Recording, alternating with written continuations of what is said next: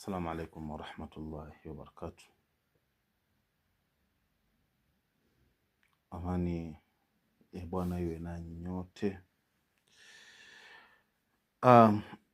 Nakuja na hizi sura katika hali ya kukumbushana, kwa sababu ni kukumbushana. Watu wengi wanajua na wale ambao hawajui, basi nitawajuza leo. Wakati riziki zako zimefunga, kuna kifungo kwenye riziki zako.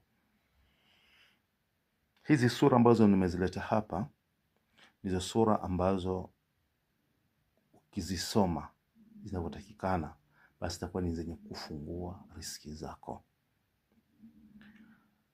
Utasoma, kabla hujasoma sura hizi, utasoma mwanzo majina ya Allah: ya Razak, ya Fatah. Ya Razak,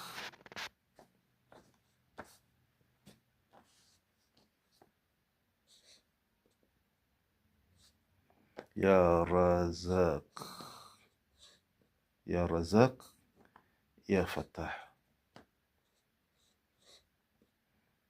ya Fatah.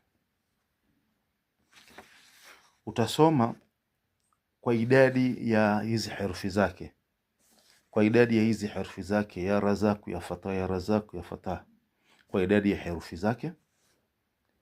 Ukimaliza kusoma haya majina yake Mwenyezi Mungu, majina yake mazuri, utasoma Yasini.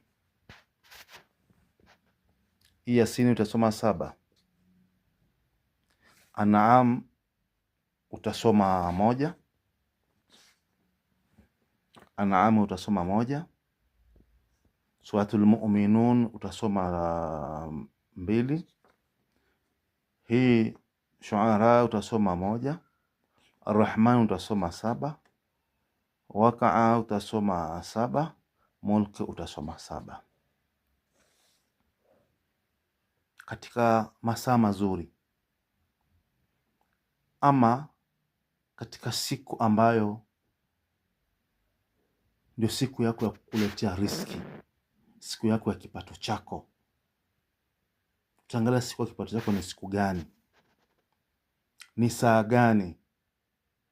Utakaa chini, utashika udhu wako vizuri, utajisomea hizo sura. Kwa baraka ya hizi sura na baraka ya majina ya Allah, ya Razak, ya Fatah, wallahi wa billahi, riziki zako zitakuwa ni zenye kufunguka. Chukua wakati wako, take your time,